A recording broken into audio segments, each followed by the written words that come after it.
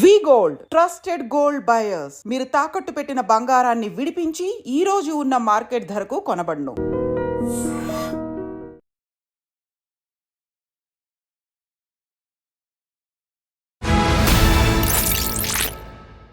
అందరికీ నమస్కారం. నేను Swaroopa Potlapalli. Welcome to I Dream. ఈ మధ్య కాలంలో అందరినీ భయపెడుతున్న జబ్బు క్యాన్సర్. 2030వ సంవత్సరం కల్లా క్యాన్సర్ బారిన పడబోతున్న మహిళల సంఖ్య బాగా పెరగబోతోందని సర్వేలే చెబుతున్నాయి. అసలు ఈ క్యాన్సర్తో ప్రాణాలు పోగొట్టుకోకుండా, క్యాన్సర్ అనేది రాకుండా మనల్ని మనం కాపాడుకోవడం ఎలా, ఒకవేళ వచ్చినా ఎలాంటి ట్రీట్మెంట్ తీసుకోవాలనే దాని మీద అవేర్నెస్ కల్పిస్తున్న anti cancer campaigner, traditional medicine practitioner Suresh గారు ఇప్పుడు నాతో పాటు ఉన్నారు. ఆయనతో మాట్లాడి క్యాన్సర్ గురించి అనేక విషయాలు తెలుసుకుందాం.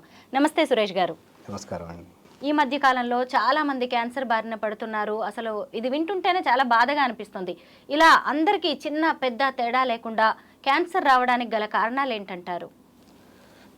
మేడం, దీనికి బేసిక్ రీజన్ ఏంటి అని అంటే మనం లైఫ్ స్టైల్ మారిపోయింది. బాగా చాలా అడల్ట్రేషన్ అయిపోయినాం. అంటే అలవాట్లలో అడల్ట్రేషన్ అయిపోయినాము, తీసుకునే ఫుడ్లో అడల్ట్రేషన్ అయిపోయాము, పొల్యూషన్ అయిపోయినాము. అంటే తెలిసి వాంటెడ్గా మనమే మన ఏదైతే ఎన్వైర్న్మెంట్ ఉందో దాన్ని నాశనం చేసుకుంటున్నాం. మదర్స్కి వచ్చేసరికి ఏం జరుగుతుంది అని అంటే, బేసిక్గా మదర్స్కి వచ్చేసరికి ఏం జరుగుతుందంటే వాళ్ళు సాక్రిఫైస్ ఎక్కువ చేస్తారు.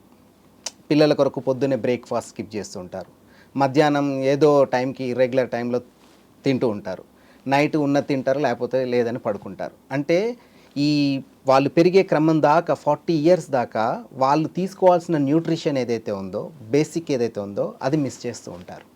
దానికి తోడు వాళ్ళకి జనరల్గానే వాళ్ళ సైకిల్స్లో ఉండే డిస్కంఫర్ట్స్ లేకపోతే ఇర్రెగ్యులర్స్, హార్మోనల్ ఇంబ్యాలెన్స్, ఎవ్రీథింగ్ వాళ్ళకి చాలా క్రూషియల్. యాక్చువల్గా ఉమెన్ బాడీ చాలా కాంప్లెక్స్, అంటే మెన్ కంటే చాలా స్ట్రాంగ్గా అండ్ చాలా సెన్సిటివ్గా ఉండే బాడీ. కానీ దాన్ని వాళ్ళు ఎక్కడైతే స్ట్రెంథెన్ చేయాలో దాన్ని మిస్ చేస్తున్నారు. దానికి కారణం ఏంటి అని అంటే ఫ్యామిలీ లైఫ్ ప్రెషర్ కావచ్చు, రెండు బ్యాలెన్స్ చేయలేకపోవచ్చు, చాలా రీజన్స్ ఉన్నాయి. మెయిన్లీ ఏంటంటే nutrition deficiency and hormonal imbalance. 40 years లోపు వాళ్ళు న్యూట్రిషన్ స్ట్రెంథెన్ లేకపోవడం, మెనోపాజ్, ఆఫ్టర్ మెనోపాజ్, ప్రీ మెనోపాజ్లో వాళ్ళ బాడీ చాలా వీకెన్ ఉంటుంది. ఆ వీకెండ్ సిస్టంలో ఎక్కడైతే మీరు న్యూట్రిషన్ బ్యాలెన్స్ చేయలేదో, న్యూట్రిషన్ డెఫిషియన్సీ ఎక్కడైతే ఉందో ఆ న్యూట్రిషన్ డెఫిషియన్సీని పట్టుకొని ఈ హార్మోనల్ ఇంబ్యాలెన్స్ కలిపి ఏ ఆర్గాన్ వీక్ ఉంటే దానికి ఎఫెక్ట్ అవుతుంది. అక్కడ మెయిన్ ప్రాబ్లం ఏంటి అని అంటే, అక్కడ gynaec related cancers, breast cancers మెయిన్గా ఇప్పుడు భయపెడుతున్న విషయం. అంటే నేను రీసెంట్గా ఒక సర్వే చదివాను, 2030కి 85% పెరగబోతున్నాయని, తెలుగు రాష్ట్రాల్లో ఎస్పెషల్లీ. దీనికి చాలా కారణాలు ఉన్నాయి. దాంట్లో మేజర్ ఏంటి అంటే న్యూట్రిషన్ డెఫిషియన్సీ. అలాగే మగవాళ్ళలో కూడా ప్రొస్టేట్ క్యాన్సర్ లాంటిది ఈ మధ్య కాలంలో ఎక్కువగా వస్తుంది కదా, దానికి గల కారణాలు ఏంటి మగవాళ్ళలో రావడానికి? యాక్చువల్గా ఇప్పుడు మగవాళ్ళని ఆడవాళ్ళని చూసుకుంటే తేడా ఏంటి అని అంటే, మగవాళ్ళు అయితే చాలా హ్యాబిట్స్ ఉంటాయి. ఏంటి, స్మోకింగ్, డ్రింకింగ్, టుబాకో, ఇవన్నీ ఉంటాయి. కానీ ఉమెన్లో అవన్నీ ఉండకపోయినా వాళ్ళు ఎఫెక్ట్ అవుతున్నారు. వీళ్ళు ఇవి ఉన్నా కానీ తక్కువ పర్సెంటేజ్ ఉంది. ఇప్పుడు ఒక క్యాన్సర్ హాస్పిటల్కి వెళ్తే 100 మందిని తీసుకుంటే 80% ఉమెన్ ఉంటారు, అదే 20% మెన్ ఉంటారు. ఉన్న వాళ్ళల్లో కూడా డిటెక్ట్ అయ్యే పర్సంటేజ్ ఎట్లా అని అంటే, వాళ్ళకు కూడా ఇప్పుడు ప్రోస్టేట్ గ్లాండ్ ఎట్లా అయితే ఇంపార్టెంటో మెన్కి, ఉమెన్కి హార్మోనల్ ఈస్ట్రోజన్ హార్మోన్, అంటే ఈ రెండు వాళ్ళకి అది రిప్రజెంట్ చేస్తుంది, వీళ్ళకి ఇది రిప్రజెంట్ చేస్తుంది. ఇది ఎప్పుడైతే లైఫ్ స్టైల్లో కానీ వాళ్ళు తీసుకునే న్యూట్రిషన్ బేసిక్స్లో కానీ ఎక్కడైతే డిఫెన్స్ వస్తుందో అక్కడ వాళ్ళకి అది ఎఫెక్ట్ అయ్యే ఛాన్స్ ఉంటుంది. ఈ మధ్య కాలంలో ఎక్కువ చూసేది ఏంటంటే థ్రోట్ క్యాన్సర్స్, ఎందుకంటే టుబాకో వల్ల, లంగ్ క్యాన్సర్స్ పొల్యూషన్ వల్ల, అది కూడా టుబాకో వల్ల.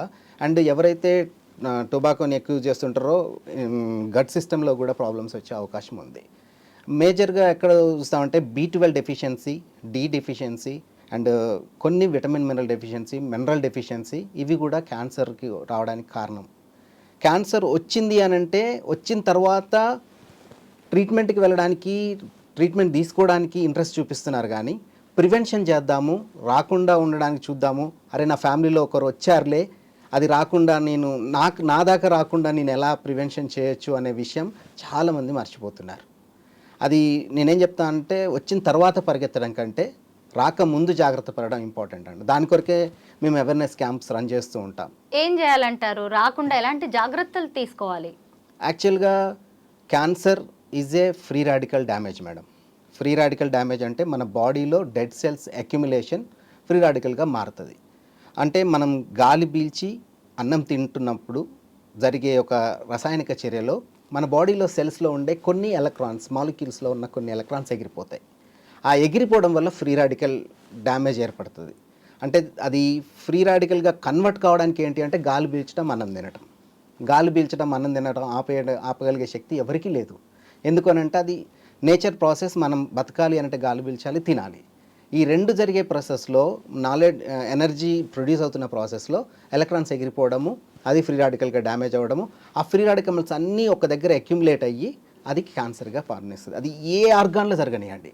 లంగ్స్లో జరిగితే లంగ్ ప్రాబ్లం వస్తుంది, ఇమ్యూన్ సిస్టంలో జరిగితే డయాబెటిక్ వస్తుంది, హార్ట్లో జరిగితే బీపీ, హార్ట్ స్ట్రోక్స్ వస్తాయి, బ్రెయిన్లో జరిగితే బ్రెయిన్ స్ట్రోక్స్ వస్తాయి. ఇట్లా ఇమ్యూన్ సిస్టంలో జరిగితే క్యాన్సర్. అంటే ఫ్రీ రాడికల్ ఆక్సిడేటివ్ స్ట్రెస్ అంటారు దీన్ని యాక్చువల్గా టెర్మినాలజీలో మాట్లాడుకోవాలంటే. ఈ ఫ్రీ రాడికల్ ఆక్సిడేటివ్ స్ట్రెస్సే అన్ని జబ్బులకు కారణం. అందుకని ఒక డాక్టర్ ఏం చెప్పాడంటే, doctor లైనస్ polling, nearly all diseases can be traced to be a nutritional deficiency అన్నాడు. అంటే న్యూట్రిషనల్ డెఫిషియన్సీయే క్యాన్సర్ రావడానికి మెయిన్ కారణం. అంటే న్యూట్రిషన్కి క్యాన్సర్కి ఏం సంబంధం అని అంటే, ఫ్రీ రాడికల్ని రివర్సల్ చేసే శక్తి, లేకపోతే ఫ్రీ రాడికల్ని ఆపే శక్తి ఎక్కడుందంటే న్యూట్రిషన్కి మాత్రమే ఉంది. ఎందుకంటే దాంట్లో యాంటీ ఆక్సిడెంట్స్ ఉంటాయి.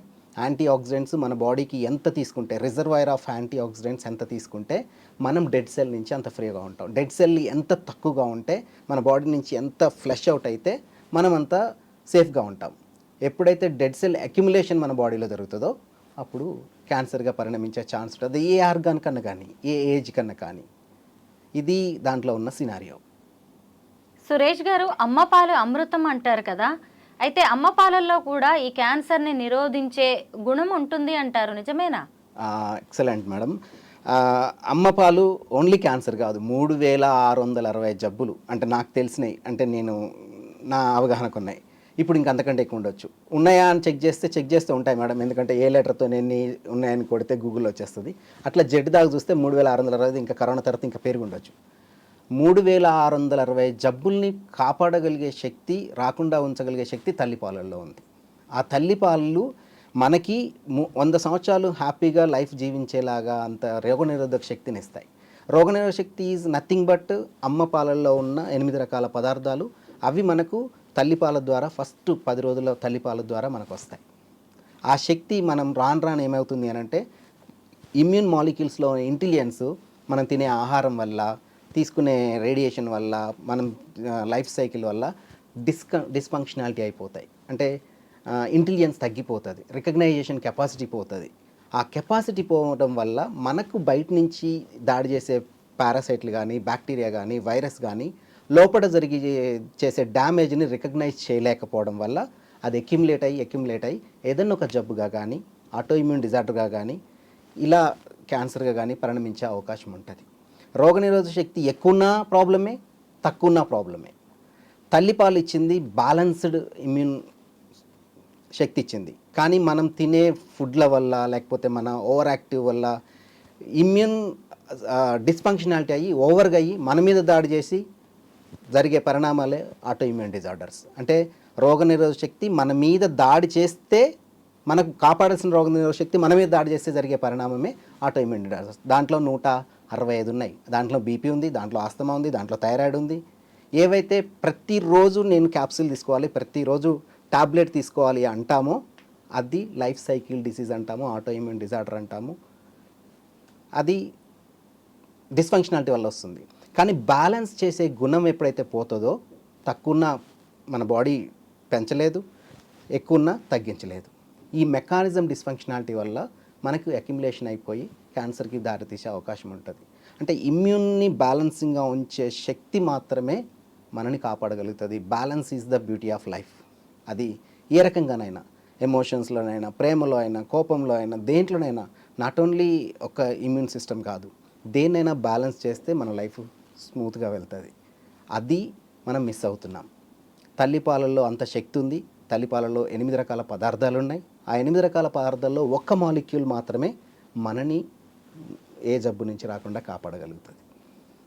చాలా రకాల క్యాన్సర్స్ ఫైనల్ స్టేజ్కి వచ్చిన దాకా కూడా బయటపడట్లేదు. ఒకవైపు క్యాన్సర్ ఉందని తెలియగానే కీమోథెరపీ మొదలవుతుంది, రేడియేషన్, హై డోసేజ్ మెడిసిన్ ఇస్తారు. అయినా సరే ఇంత ట్రీట్మెంట్ ఇచ్చినా సరే ఏ పెద్ద డాక్టర్ కూడా వీళ్ళు బతుకుతారు అని గ్యారంటీ ఇవ్వలేని పరిస్థితులు ఉన్నాయి. అలాంటప్పుడు మీ ట్రెడిషనల్ మెడిసిన్తో క్యాన్సర్ని ఎలా క్యూర్ చేయొచ్చు అంటారు? Okay madam, thank you very much, wonderful question. Cancer ఉన్న బ్యాడ్ స్టేజ్ ఏంది అంటే, బ్యాడ్ సిమ్టమ్ ఏంది అని అంటే 3rd, 4th స్టేజ్ దాకా డిటెక్ట్ కాదు. ఎందుకు అని అంటే ఆ సిమ్టమ్ మనకు తెలిసేసరికి చాలా దూరం ఉంటుంది కదా, ఫ్రీ రాడికల్ డ్యామేజ్ అని. అంటే మన బాడీ లోపల జరిగే చాలా చాలా మైన్యూట్లో జరిగే సిమ్టమ్స్ ఏవైతే ఉంటాయో మనం రికగ్నైజ్ చేయము. నాకు ఒక కడుపు నొప్పి వస్తుంది, లేకపోతే ఒక తలనొప్పి వస్తుంది అని అంటే ఏదో దానివల్ల వస్తుంది, కానీ లోపల ఇంకేదో డెవలప్ అవుతుంది అనే విషయం ఎవరు ఆలోచించరు. అంతేందుకు చాలా నీట్గా మంచిగా నడుచుకుంటూ నవ్వుకుంటూ పోయిన వాళ్ళు కూడా నీకు కూర్చుని నువ్వు టెస్ట్ చేస్తే నీకు 3rd స్టేజ్ 4th స్టేజ్ అంటారు. అంటే 3rd స్టేజ్ 4th స్టేజ్ దాకా ఆ ప్రాబ్లమ్ని రికగ్నైజ్ చేసే శక్తి వేరే ఎక్కడ లేదు. మీరు స్కాన్ చేసినా కానీ 1 వీక్ ముందు చేస్తే మంచిగా ఉంటాడు, 1 వీక్ తర్వాత చూస్తే 3rd స్టేజ్ 4th స్టేజ్ అంటారు. 1st, 2nd స్టేజ్లో రికరెక్ట్ కావడం అనేది చాలా గాడ్ అసలు వాళ్ళకి ఇచ్చిన వరం అనుకోవాలి. ఎందుకనంటే ఆ స్టేజ్లో డాక్టర్స్ చేతిలో చాలా ఉంటుంది, మన నేచురల్ చేతిలో చాలా ఉంటుంది. ఈవెన్ 3rd స్టేజ్ 4th స్టేజ్కి వచ్చేసరికి ఒక్కొక్క కండిషన్లో డాక్టర్స్ కూడా ఏముండదు. అంటే ఇప్పుడు వాళ్ళకి తెలిసిన ప్రోటోకాల్ ఏంటి అని అంటే, క్యాన్సర్ వచ్చింది, బాడీలో ఉన్న క్యాన్సర్ సెల్స్ని ఫస్ట్ చేయాల్సిన డిఫెన్స్ ఏంటంటే క్యాన్సర్ సెల్స్ని చంపేయడం. ఆ చంపేయడానికి వాళ్ళకి ఫస్ట్ ఉన్న మెథడ్ ఏంటి అని అంటే కీమో. అంటే కీమో ఒక రకమైన మెడిసిన్ని లోపలికి పంపించి అన్ని సెల్స్ని చంపేయడం. ఇది ఒక అందుకు మంచిది, అంతకు మించి చెడు. ఎందుకు అనంటే cancer cell is nothing but acid wash. బాడీలోకి వెళ్ళిన తర్వాత అన్ని రకాల సెల్స్ని చంపేస్తుంది. అన్ని రకాల సెల్ అంటే ఆలోచించాలి, తినాలి, నిద్రపోవాలి, ఇంకా ఎలాంటి అయినా వాళ్ళు ఒక ఆల్మోస్ట్ ఏ ఫీలింగ్స్ లేని ఒక పర్సన్గా, ఒక జడ పదార్థంగా మిగిలిపోతారు. అట్లా ఒక 1 కీమో, 3 కీమో, 4 కీమో, 5 కీమోస్కి వాళ్ళ లైఫ్ స్టాప్ చేయాల్సిన పరిస్థితి వస్తుంది. కానీ ఎప్పుడైతే కీమో స్టార్ట్ అయిందో ఆ కీమోకి అది రికగ్నైజ్ చేయడానికి మధ్య పీరియడ్ ఉంటుంది చూసారా, ఒక పెట్ స్కానో లేకపోతే ఒక రేడియేషనో ఒకటేదో ట్రీట్మెంట్ స్టార్ట్ చేసే పీరియడ్, ఇది చాలా క్రూషియల్. ఈ పీరియడ్ దాకా ఈవెన్ ఒక ట్యాబ్లెట్ వాళ్ళకి సజెషన్ అందదు, ఒక ఫుడ్ సజెషన్ అందదు, హాస్పిటల్ చుట్టూ తిరగడము, ఆ డాక్టర్ అనడం, ఈ డాక్టర్ అనడం. కానీ అప్పుడు చేయాల్సినది ఏదైతే తీసుకుంటామో ఫస్ట్ స్టేజ్లో అది చాలా ఇంపార్టెంట్. అక్కడే చాలామంది లాస్ అవుతారు. ఏం చేయాలి అని అంటే దానికి రివర్సల్గా మనకు నేచర్ చాలా ఇచ్చింది. చాలా యాంటీ క్యాన్సర్ మాలిక్యూల్స్ ఉన్నాయి, యాంటీ క్యాన్సర్ హెర్బ్స్ ఉన్నాయి, యాంటీ క్యాన్సర్ ఫుడ్ ఉంది, అన్నీ ఉన్నాయి. వాటిని డ్రాస్టిక్గా బాడీలోకి పంపించడం వల్ల క్యాన్సర్ మీద న్యాచురల్గా ఫైట్ చేసే శక్తి వస్తుంది. అంటే ట్రీట్మెంట్ అందేదానికి ముందు మనం చేయాల్సిన పని. కానీ వర్స్ట్ కేసు ఏంటంటే ఇప్పుడు ఒక హాస్పిటల్ పోతే కుప్పలు తెప్పలుగా ఉంటున్నారు. వాళ్ళకి ఆ షెడ్యూల్ రావాలి, వీళ్ళకి డయాగ్నోస్ కావాలి, వీళ్ళకి ట్రీట్మెంట్ స్టార్ట్ చేయాలి. ఈ అంత ప్రాసెస్లో చాలా దూరం వెళ్ళిపోయి దాన్ని చేతుల్లోకి తీసుకురావడం చాలా కష్టం అవుతుంది. కానీ నిజంగా కనుక సీరియస్గా ట్రై చేస్తే నేచర్ మనకు చాలా మంచి హెర్బ్స్ ఇచ్చింది. ఆయుర్వేదంలో చాలా ఉంది, న్యాచురల్ మెడిసిన్లో చాలా ఉంది, ఆవు పాలల్లో చాలా ఉంది, మదర్ మాలిక్యూల్స్లో చాలా ఉంది, ఇట్లా చాలా ఉన్నాయి. వాటిని ట్రై చేయాలి అనే సెన్స్ని మనం పోతాం. ఎందుకు అనంటే 3rd స్టేజ్ 4th స్టేజ్ అనగానే మన బాడీ ఒక రకమైన కంప్రెస్ అయిపోయి స్ట్రెస్లోకి వచ్చేసి ఏమీ ఆలోచన దొరకదన్నట్టు. అంటే ఒక ఎలక కనుక చాలా దూరం కొట్టుకుంటూ వచ్చి ఒక బోన్లో పడి చనిపోయినట్టు. అలాంటి ఒక సిచ్యువేషన్లో చాలామంది లైఫ్ లాస్ చేసుకుంటున్నారు. దానికి ఎగైనెస్ట్గానే మేము యాంటీ క్యాన్సర్ క్యాంపెయిన్స్ రన్ చేస్తున్నాం. వచ్చిన తర్వాత కాదు, రాకముందు ప్రివెన్షన్ చేసుకోండి, రాకముందు ఇమ్యూన్ స్ట్రెంత్ చేసుకోండి, ఇమ్యూన్ ఇంటెలిజెన్స్ పెంచుకోండి. ఇమ్యూన్ స్ట్రాంగ్గా ఉండడం కాదు ఇంపార్టెంట్, ఇంటెలిజెన్స్తో ఉండడం ఇంపార్టెంట్. నేను స్ట్రాంగ్గా ఉన్నానని కాదు, న్యూట్రిషనల్ స్ట్రెంగ్త్ ఉండడం ఇంపార్టెంట్. నేను చాలా మంచి ఫుడ్ తింటున్నానని కాదు, ఏం తింటున్నావు, దాంట్లో ఏమున్నాయి, నాకేం వస్తున్నాయని చూసుకోవడం ఇంపార్టెంట్ అనేది ఎడ్యుకేట్ చేస్తున్నాం. ఒకవైపు ఇంగ్లీష్ మెడిసిన్, అలోపతి వాడుతూ ట్రీట్మెంట్ తీసుకుంటూ కూడా ఈ ట్రెడిషనల్ మెడిసిన్ని వాడొచ్చు. ఎట్లా అంటే అది సిమ్టమాటిక్గా ఇచ్చే ట్రీట్మెంట్. అది ఏం చేస్తుంది అంటే ఉన్నదాన్ని వెంటనే ఆన్ ది స్పాట్, మనకున్న సోర్స్ ఏంటి అని అంటే ఆన్ ది స్పాట్ వాటిని చంపేయాలి. అది తర్వాత కానీ ఆ చంపడం వల్ల జరిగే డ్యామేజ్ని, దానివల్ల వచ్చే సైడ్ ఎఫెక్ట్స్ని, దానివల్ల జరిగే మిగతా ఆర్గాన్స్కి లేకపోతే మిగతా సిస్టమ్కి జరిగే డ్యామేజ్ని ఇది రిట్రీవ్ చేయగలుగుతుంది న్యాచురల్ మెడిసిన్. న్యాచురల్ మెడిసిన్ అంటే ఏం లేదు, మనకు దొరికే హెర్బ్స్, మనకు దొరికే ఆయుర్వేదాలో ఉన్న ఇంగ్రీడియంట్స్, ఆవు పాలు, తర్వాత ఇంటెలిజెంట్ మాలిక్యూల్స్, న్యూట్రిషను, ఇవి చాలా ఇంపార్టెంట్ ఆ టైంలో ఇవ్వడం.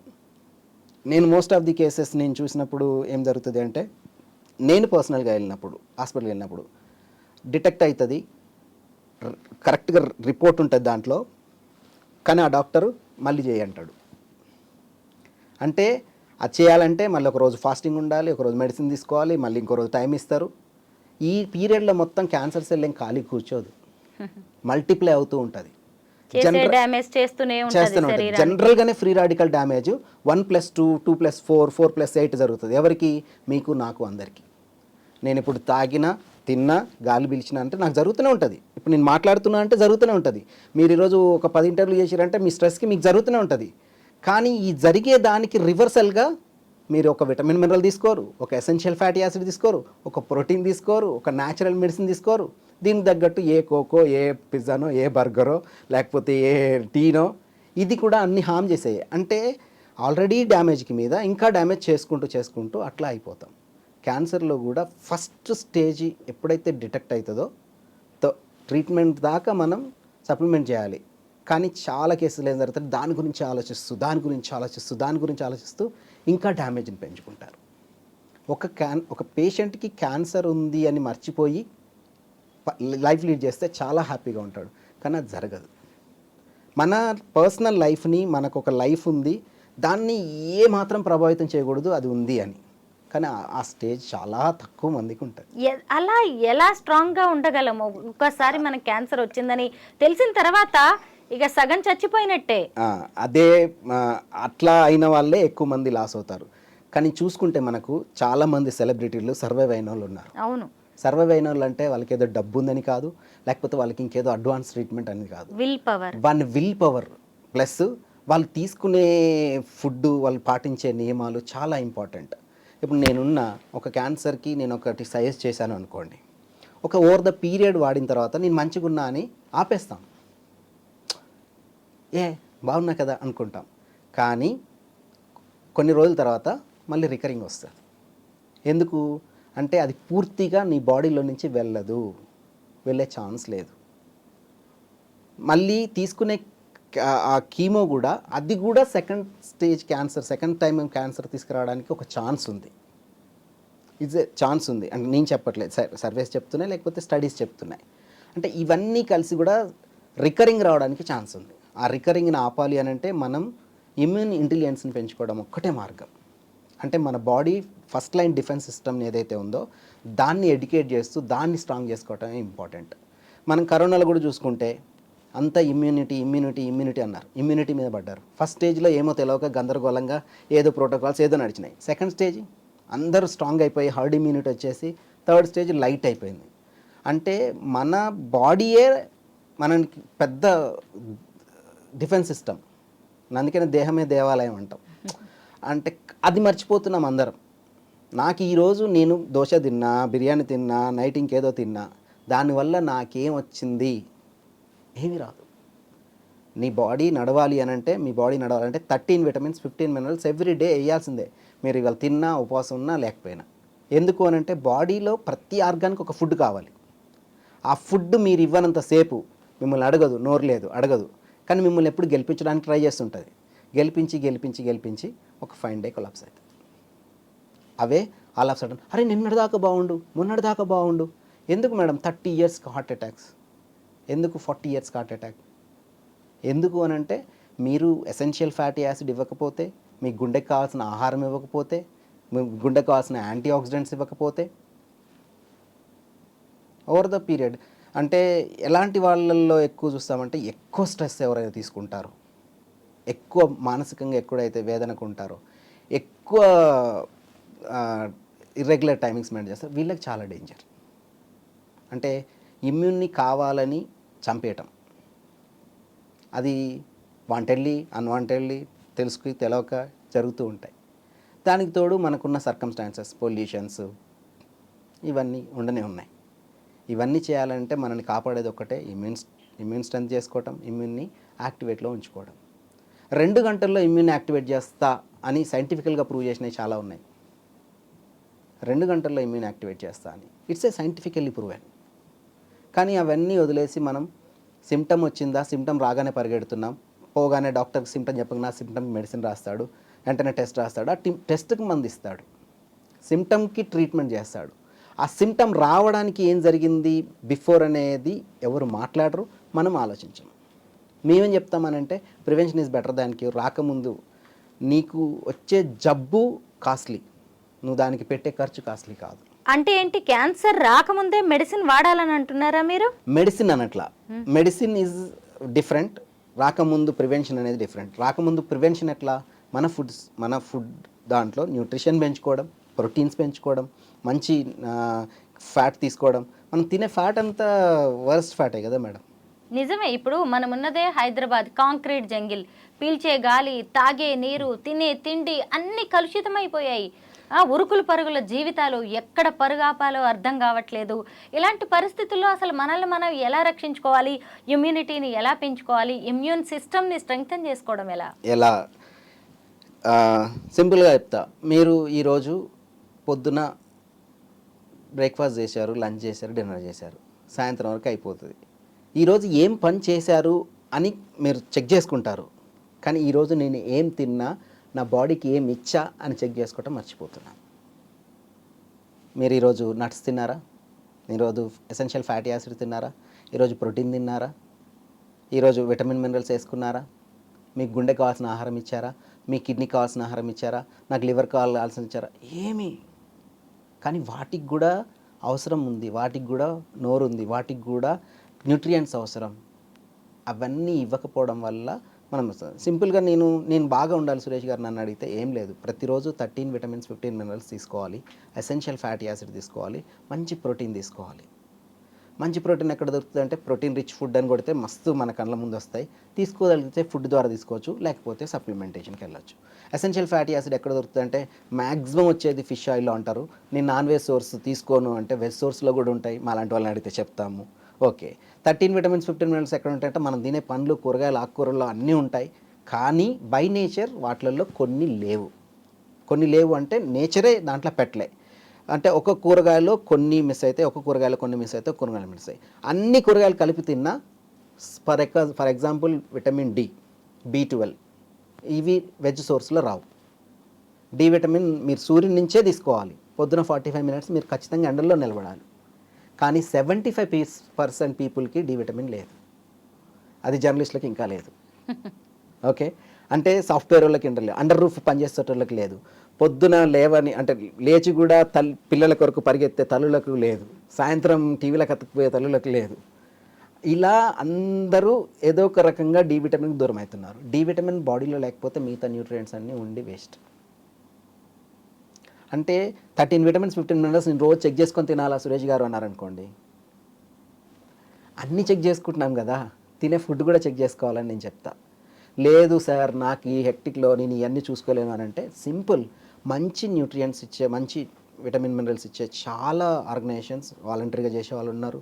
As per guidelines NIN nutrition, world health organization and ICMR వీళ్ళ గైడ్లైన్స్తోని భారతదేశ ఆహారపు అలవాట్లకు అనుగుణంగా తయారు చేసే వాళ్ళు ఉన్నారు. ఎక్కడో అక్కడ ఏదో ఒకటి మనకి బెస్ట్ దొరుకుతుంది, దాన్ని మనం లైఫ్లో భాగం చేసుకుంటే లైఫ్ సాదాసీదాగా హ్యాపీగా జరుగుతుంది. నేనైతే రోజు 13 విటమిన్స్ 15 మినరల్స్ తీసుకుంటా, ఎసెన్షియల్ ఫ్యాటీ యాసిడ్ తీసుకుంటా, ప్రోటీన్ తీసుకుంటా, ఎవ్రీథింగ్ మ్యాక్సిమం ఉండడానికి ట్రై చేస్తా. అది అందరు చేయాలని చెప్తా. నా ఇంటెన్షన్ ఏంటంటే వచ్చాక పరిగెత్తడం బదులు రాకముందు జాగ్రత్త పడండి. ప్రతి ఒక్కరిని నేను కోరుకునేది అదే, ప్రతి ఒక్కరిని రిక్వెస్ట్ చేసేది అదే. ఎందుకు అంటే వచ్చిన తర్వాత దానికి పెట్టే ఖర్చు కాస్ట్లీ, పడే ఆవేదన కాస్ట్లీ, తీసుకునే పెయిన్ కాస్ట్లీ. రాకముందు మనం తీసుకునేది చాలా తక్కువ, చాలా తొందరగా మనం వాటి నుంచి బయటకు వచ్చే అవకాశం ఉంటుంది. నా ఇంటెన్షన్ 1,00,000 మందికి క్యాన్సర్ అవేర్నెస్ చేయాలని, 1,00,000 మంది జీవితాల్లో కొంచెమైనా ఆరోగ్య అవేర్నెస్ కల్పించాలని, ఎస్పెషల్లీ ఉమెన్ కొరకు నేను చేసే ప్రయత్నం. అందులో భాగంగానే చాలా మందిని కలవడం జరుగుతుంది, చాలా ఇంటర్వ్యూస్ చేయడం జరుగుతుంది, కాలేజీలలో, స్కూల్స్లో అవేర్నెస్ కార్యక్రమం రన్ చేయడం జరుగుతుంది. దానిలో భాగంగానే మీ దగ్గరికి రావడం జరిగింది. చాలా కాలం మీడియా రంగంలో పనిచేసిన మీరు ఈ యాంటీ క్యాన్సర్ క్యాంపెయినర్గా ఎలా ఎందుకు మారారు? ప్రత్యేక కారణం ఏదైనా ఉందా? చాలా ఉంది మేడం. నాకు ఊహ ఉన్నప్పుడు మా తాతగారికి థ్రోట్ క్యాన్సర్ వచ్చింది. నాకు చాలా చాలా తక్కువ ఇంట్రాక్షన్ ఆయనతోని. ఆయనకి టీ అలవాటు కూడా లేదని విన్నా. అప్పుడే అసలు ఒక మనిషికి అలవాటు లేకుండా ఒకటి వస్తుందని నా మైండ్లో అప్పటి నుంచే పడ్డది. అంటే నాకు జనరల్గా జర్నలిజంలో ఉన్న కాబట్టి క్వశ్చనింగ్ ఎక్కువ ఉంటుంది, తెలుసుకునే విషయం ఉంటుంది. జనరల్గానే నువ్వు క్వశ్చన్ బ్యాంక్ అంటారు, ఇట్లా ఉండేది. అయితే మా సర్కిల్లో నా అమ్మ సైడు 5 క్యాన్సర్ పేషెంట్లను చూశాను నేను. ప్రజెంట్ ఇప్పుడు నాకు చాలా దగ్గరగా ఉన్న వాళ్ళు కూడా సఫర్ అవుతున్నారు. వాళ్ళని మరి వాళ్ళకి మీ ట్రెడిషనల్ మెడిసిన్ 4 years నుంచి బతికిస్తున్నాను నేను వాళ్ళని. 1 కీమో తీసుకోలేదు, 1 month కూడా బతకలేదన్న ఒక పేషెంట్కి ఒక ఫేమస్ క్యాన్సర్ హాస్పిటల్లో నా ముందే చెప్తే నేను వాళ్ళని 4 years నుంచి నా ట్రెడిషనల్ మెడిసిన్తోనే నేను వాళ్ళ లైఫ్ని ఎక్స్టెన్షన్ చేస్తూ వస్తున్నా. ఆల్మోస్ట్ వాళ్ళు కరెక్ట్గా వాడితే రివర్సల్ కూడా అవుతుంది. వాళ్ళకి ఏ ఏ రకాల క్యాన్సర్స్ వచ్చాయి? రైట్ ఓవేరియన్, లంగ్ అలా ఉన్నారు. రీసెంట్గా 12 years బాబుకి ఇక్కడ థ్రోట్ క్యాన్సర్ కూడా వస్తే వాళ్ళని చేస్తున్నాను. అట్లా చాలా ఉన్నాయి కేసెస్. నేను పేర్లు తెలుసుకోలేదు. అలాంటి వాళ్ళకి చాలా బెటర్ రెమెడీస్ ఉన్నాయి. నా స్టోరీకి వస్తే 5 మెంబర్స్ని చూసిన తర్వాత వాళ్ళ కొరకు ట్రీట్మెంట్స్ కొరకు తిరిగాను, డాక్టర్స్ దగ్గర తిరిగాను. వాళ్ళు అడిగే క్వశ్చన్స్ అన్నీ విన్న తర్వాత ఎవరిని అడిగినా గాడ్ నోస్ అంటారు. అదొక బ్రహ్మ పదార్థం లాగా. వస్తే ఏం చేయాలనంటే ఒకటే, ఎవరికైనా ఒకటే కీమో లేకపోతే రేడియేషన్, ఇంతే. ఆ తర్వాత నాకు అనిపించింది అసలు దీనికి మనం ఏమైనా చేయగలుగుతామా. అయితే నేను ఒక మీడియా ఛానల్లో ఉన్నప్పుడు నాకు చాలా బాగా దగ్గరగా ఉన్న వాళ్ళకి డిటెక్ట్ అయింది. అప్పటికే నేను ఈ సబ్జెక్ట్ మీద రీసెర్చ్ చేసి ఉన్నాను, దీని గురించి తెలుసుకొని ఉన్నాను. మా అన్నగారికి వచ్చినప్పుడు మన రూట్ ఇది కాదు, మన దిశానిర్దేశం ఏందని నాకు అప్పుడు అర్థమైంది. అప్పటి నుంచి స్టార్ట్ చేయటం చాలామంది లైఫ్ ఇవ్వడం జరిగింది. ఒక 2000 మందిని అయితే నేను పర్సనల్గా ఎడ్యుకేట్ చేశాను మేడం.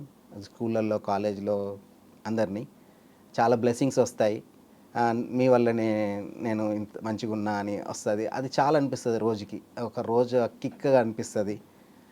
అందుకే నాకేమనిపిస్తుంది అంటే అలాంటి ఒక అప్రిషియేషన్ వచ్చినప్పుడు ఇంకా మనం చేయొచ్చు, ఇంకా ఎక్కువ ఇవ్వచ్చు అనే విషయం. ఇదంతా నాకు సబ్జెక్ట్ అంతా రావడానికి, నేర్చుకోవడానికి మా గురువు గారు చాలా హెల్ప్ చేశారు. దాంట్లో భాగంగా నేను ఆయనతోని చాలా రోజులు ట్రావెల్ చేశాను. ఆయన టెస్టిమోనీస్ చూశాను, ఆయన సజెస్ట్ చేసిన విధానం చూశాను.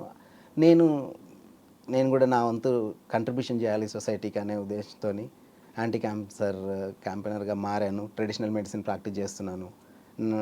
ముఖ్యంగా నాకేంటంటే హెల్త్ ట్రాన్స్ఫర్మేషన్ చేయడం చాలా ఇష్టం. అంటే బెటర్ లైఫ్ ఇవ్వడం చాలా ఇష్టం. వరస్ట్ కేసు ఏంటంటే మన మాట మన ఇంట్లో వాళ్ళు, మన సరౌండింగ్స్ వాళ్ళు వినరు. అది జనరల్గా ఎవరికైనా వినరు. అంటే పెరటి చెట్టు ఔషధానికి పనికిరాదు. అది చాలా జరుగుతుంది కొన్ని సందర్భాల్లో. కానీ రిలేషన్కి వచ్చినప్పుడు బాధేస్తుంటుంది. ఎందుకు బాధేస్తుంటుంది అంటే ఎక్కడి నుంచో ఫోన్ వస్తుంది, సార్ అంటారు, మనం సజెస్ట్ చేస్తాం, వాళ్ళు బాగుంది సార్ అంటారు. అరే వాళ్ళు అంత అప్రిషియేషన్ వస్తున్నప్పుడు, అంత మంచిగా అవుతున్నప్పుడు నా వాళ్ళు ఎందుకు వినరే, ఎందుకు వింటే బాగుంటారు కదా అనే ఒక బాధ వేస్తుంటుంది. రీసెంట్గా నేను అట్లాంటి కేసు ఒకటి చూసిన.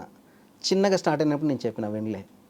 ఇప్పుడు డయాలసిస్ దాకా పోయిన వాళ్ళు ఉన్నారు.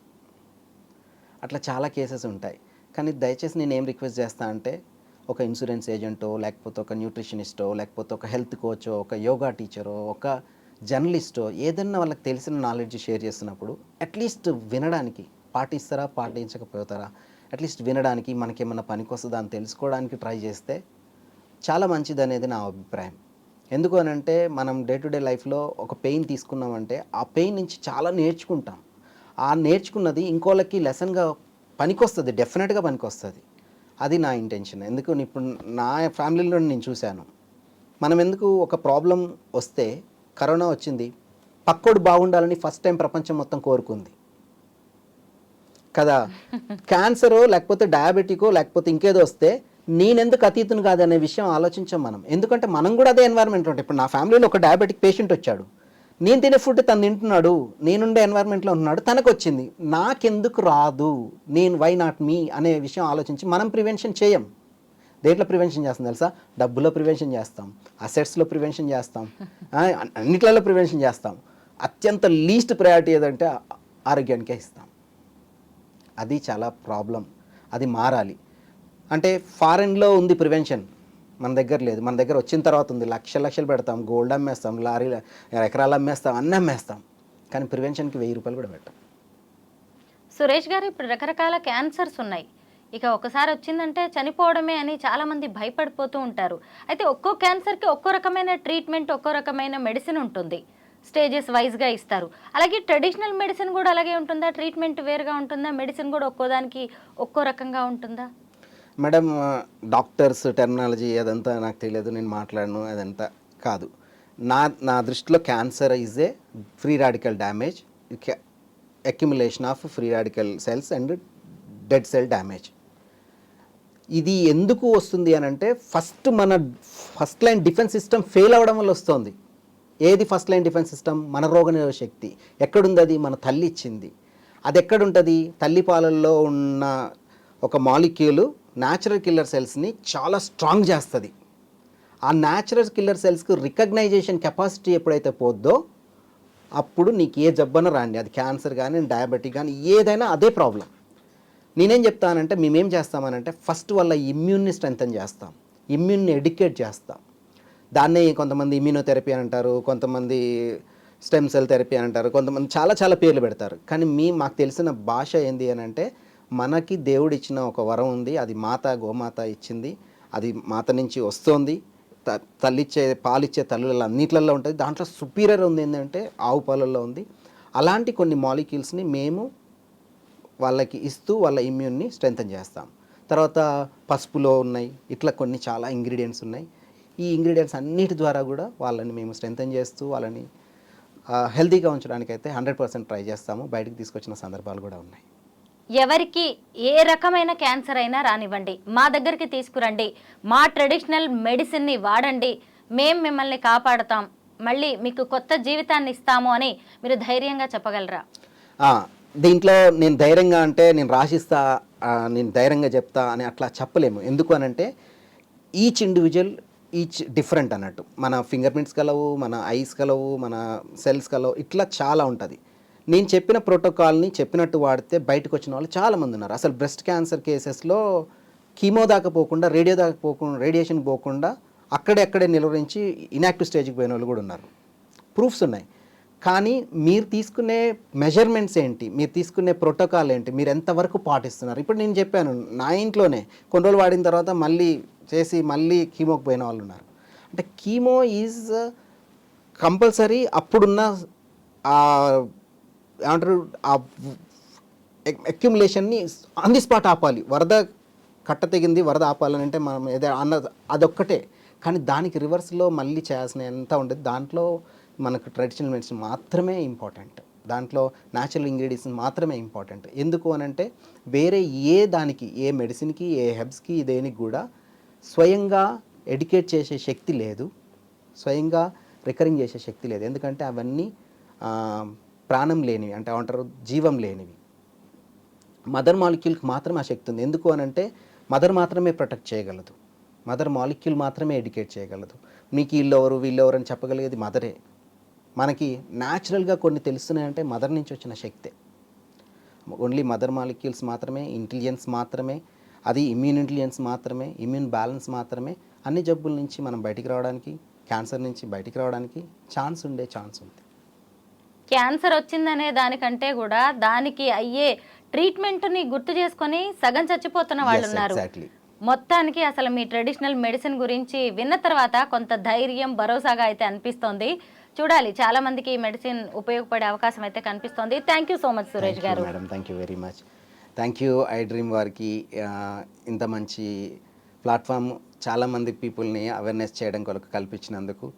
మీలో ఎవరైనా ఈ ఎపిసోడ్ చూసిన వాళ్ళు ఉంటే దయచేసి వచ్చిన తర్వాత బాధపడడం కంటే, ఎవరన్నా మీ ఫ్యామిలీలో అలాంటి పరిస్థితి ఉంటే ఆ పరిస్థితి నాకు రావద్దు అనే ఒక్క చిన్న ఇనిషియేషన్ కనుక మీరు తీసుకుంటే చాలా వండర్స్ జరుగుతాయి. దయచేసి న్యూట్రిషన్ స్ట్రెంత్ అని ఉండండి, ఇమ్యూన్ స్ట్రెంత్ అని ఉండండి, ఎసెన్షియల్ ఫ్యాటీ యాసిడ్ దగ్గర నేచర్కి చాలా దగ్గరగా ఉండండి, నేచర్ని ప్రేమించండి, నేచర్ని డెస్ట్రాయ్ చేయకండి.